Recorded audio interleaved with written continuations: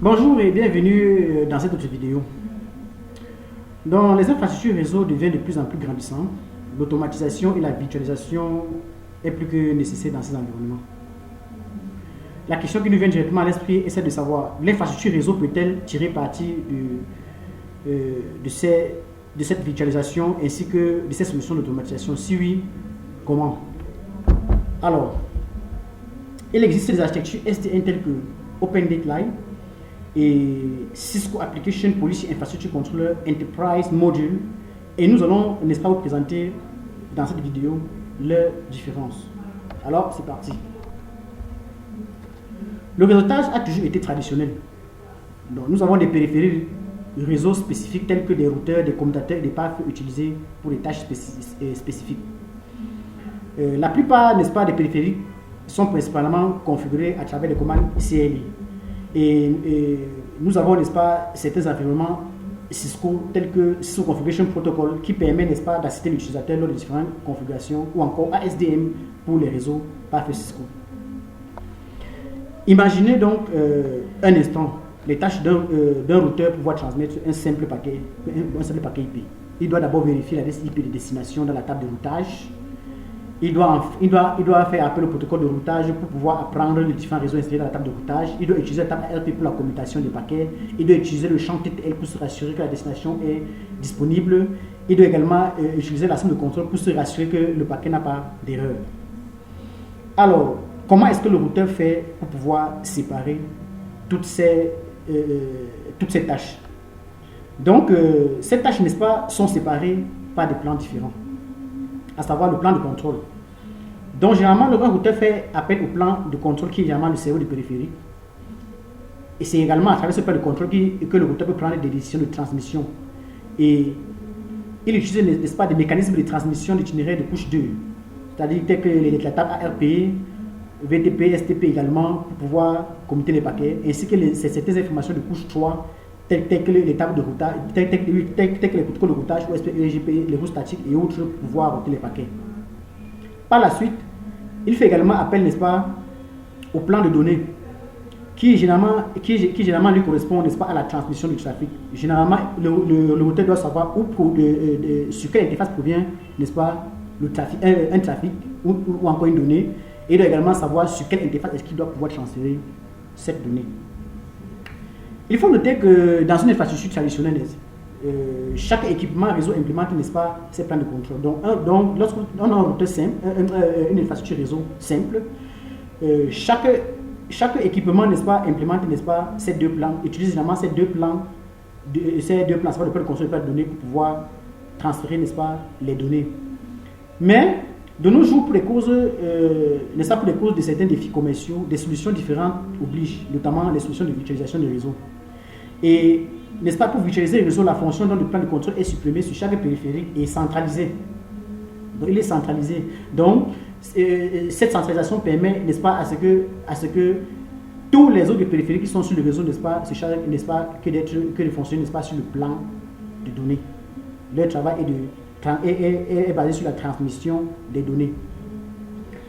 De ce fait, deux architectures réseau majeures ont été développées, n'est-ce pas, pour prendre en charge, n'est-ce pas, ces technologies de virtualisation, à savoir la mise en réseau définie par le logiciel SDN, ainsi que les architectures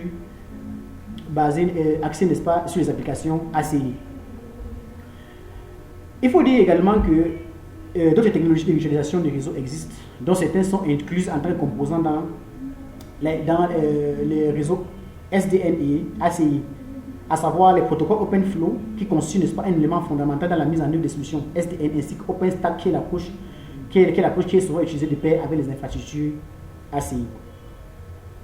On en vient, n'est-ce pas, à Open Data et Cisco Epic, en fait, qui sont tous des solutions qui sont tous des architectures SDN. Alors, ces architectures, n'est-ce pas, sont n'est-ce pas, différenciées à travers leur mode. Nous avons, n'est-ce pas, deux modèles dans l'architecture SDN, à savoir le modèle conventionnel et le modèle fondé sur des politiques. Quelle est la différence entre les deux? Donc, dans le modèle conventionnel, généralement, c'est l'administrateur qui pense aux politiques. Les administrateurs réseau doivent trouver comment traduire ces politiques d'entreprise en politique réseau. ainsi que les bonnes syntaxes à utiliser sur ces périphériques réseau. Donc généralement, ces configurations sont effectuées à travers des API, comme vous pouvez le voir, qui peuvent être soit en Python, en C, en Java ou en JSON. Il faut dire ici là qu'un API, l'espace, est un ensemble de requêtes normalisées qui définissent la façon dont une application soumet une requête de service à une autre application. Donc, l'autre modèle, c'est le modèle fondé sur les politiques. Donc, dans le modèle fondé sur les politiques, les administrateurs réseau, n'est-ce pas, auront simplement besoin, n'est-ce pas, de définir leur politique d'entreprise, laissant, n'est-ce pas, le contrôle de déterminer tous les détails de mise en œuvre pour les politiques.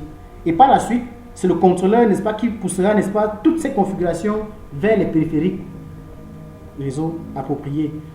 Nous allons voir, n'est-ce pas, plus en détail, n'est-ce pas, ces politiques plus bas lorsque nous allons parler, n'est-ce pas, des différences entre ces deux solutions.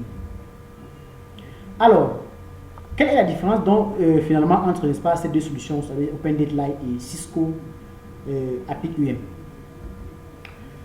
D'abord, la première différence se trouve au niveau du contrôleur. OpenDateline, lui, il fait fonction sur le contrôleur c'est un contrôleur open source qui est hébergé, n'est-ce pas, par Linux Foundation, alors que Cisco Epic, lui, il fonctionne sur un contrôleur propriétaire Cisco. La deuxième différence, n'est-ce pas, c'est au niveau du type de réseau SDN. OpenDateline, lui, il est fondé sur le SDN basé sur un contrôleur, alors que Cisco Epic, lui, il est, n'est-ce pas, basé sur des politiques. Il faut dire que le SDN basé sur les contrôleurs utilise, n'est-ce pas, un contrôleur centralisé qui reconnaît tous les périphériques présents sur le réseau, alors que le réseau SDN basé sur les politiques, lui il est similaire à cet autre réseau SDN, mais il contient en plus une couche stratégique supplémentaire qui fonctionne au niveau de la couche d'acception et qui permet, n'est-ce pas, l'automatisation des tâches. Donc, il faut donc dire que OpenDateline, lui, il fonctionne sur l'approche de gestion conventionnelle que nous venons de voir, c'est-à-dire l'approche basée sur les API, alors que Cisco Epic, il fonctionne sur l'approche de gestion automatisée grâce aux applications intégrées dans la couche d'abstraction. Donc, Epic, lui, fonctionne, n'est-ce pas, au niveau du modèle fondé sur les politiques. Il faut dire que l'autre différence, c'est au niveau des configurations. OpenDateline, lui, il est un petit peu plus complexe parce que lors des différentes implémentations sur les API, il faut n'est-ce pas, maîtriser, n'est-ce pas, les différents environnements, c'est-à-dire Python, Java et ainsi de suite. Alors qu'avec Cisco Epic, elle est simplifiée parce que à travers les applications qui sont, n'est-ce pas, au niveau de la couche d'abstraction, tout peut être automatisé et toutes ces choses peuvent être faites pour vous. Une autre différence se trouve, n'est-ce pas, au niveau de la programmation. OpenDateline nécessite de fortes connaissances en programmation, Python, Java, C et JSON, comme nous l'avons vu tantôt. Alors qu'avec Cisco Epic, ça nécessite peu de connaissances en programmation parce que les applications au niveau de la processation le fait pour vous. L'autre différence se trouve au niveau de l'administration. Donc OpenDateline, pour l'administration d'une plateforme OpenDateline, vous devez d'abord installer, n'est-ce pas, une autre application comme Mininet afin d'exécuter vous-même un réseau virtuel, ensuite de pouvoir avoir une topologie et pour pouvoir, n'est-ce pas, administrer. Par contre, dans Cisco APIC UM, la détection du réseau est automatique, l'inventaire des périphériques est automatique, l'inventaire des autres automatique, la topologie physique est automatique, la topologie est automatique et les politiques appliquées au réseau telles que les access lists et autres sont assistées. Donc, une autre différence d'espace au niveau de la vue topologique. Vous voyez bien que la vue topologique sur OpenDateline, elle est vraiment limitée. Et pourtant, avec la vue topologie d'APIC UM, vous pouvez avoir, n'est-ce pas, les éléments de la couche 2. Vous pouvez avoir donc les éléments de la couche 2, à savoir les adresses MAC et autres. Vous pouvez également avoir les éléments de la couche 3, c'est-à-dire les adresses IP, comme vous pouvez le voir, 10.1.14.2. Vous pouvez également avoir les informations, n'est-ce pas, sur le fonctionnement, sur l'état on ou off de l'autre qui est sur votre réseau. Donc, nous sommes arrivés au terme de cette présentation sur OpenDateline et APIC UM. Nous espérons que vous avez compris donc, la différence fondamentale qui existe entre les deux solutions. Thanks for watching. This is STM Architecture.